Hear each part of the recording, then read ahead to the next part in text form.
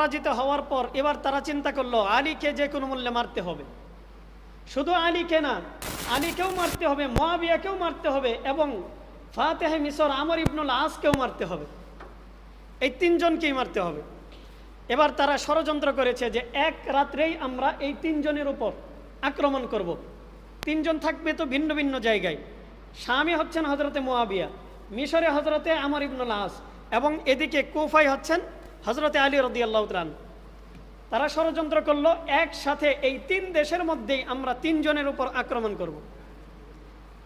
তো তারা ষড়যন্ত্র করে একদিন ফজরের নামাজের সময় হজরতে আলী রাদিয়াল্লাহু তাআলা আনহু যখন ফজরের নামাজের উদ্দেশ্যে বাড়ি থেকে বের হয়েছেন, মসজিদে যাচ্ছেন, ওই সময় তার উপর আব্দুর রহমান ইবনে মুলজিম খারিজি নামক একজন ব্যক্তি, যে খারিজি গোত্রের, যে এই খারিজিদের ব্যক্তি ছিল, এই আব্দুর রহমান ইবনে মুলজিম হজরতে আলী রাদিয়াল্লাহু তাআলা আনহুর উপর 40 হিজরির 15 রমজান এমনভাবে একটা আক্রমণ করেছে।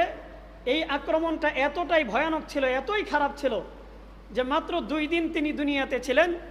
17 রমজান 40 হিজরিতে হজরতে আলী রাদিয়াল্লাহু তাআলা আনহু শাহাদাত বরণ করেন।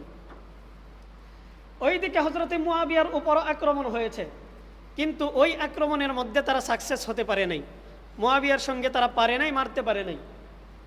আবার আমর ইবনুল আসকে মনে করে ওই দিন আমর ইবনুল আস আবার মসজিদে যান নাই, তিনি নামাজ পড়াতে যান নাই, অসুস্থ ছিলেন, যে কারণে তিনি তার পরিবর্তে আরেকজনকে পাঠাইছেন। তো তারা অন্ধকার রাত্রি, যেহেতু তারা আর বুঝতে পারে নাই, চিনতেও পারে নাই, তারা ভাবছে যেহেতু আমর ইবনুল আসের বাসভবন থেকে বের হয়েছে, অতএব মনে হয় আমর ইবনুল আসই বের হয়েছে। তো তারা ওই ব্যক্তিকে পিছন দিক থেকে দাওয়া করে আক্রমণ করে ওই ব্যক্তিকে হত্যা করে ফেলে। তো আমর ইবনুল আসের পরিবর্তে আরেকজন শাহাদাত বরণ করেন। তো তারা যেই তিনজনকে মারার জন্য টার্গেট করেছিল, এর মধ্যে একজনের ব্যাপারে তারা সাকসেস হয়েছে, হজরতে আলী রাদিয়াল্লাহু তাআলা আনহুকে তারা শহীদ করে দিয়েছে, কিন্তু বাকি 2 জনের ব্যাপারে সাকসেস হতে পারেনি। এবার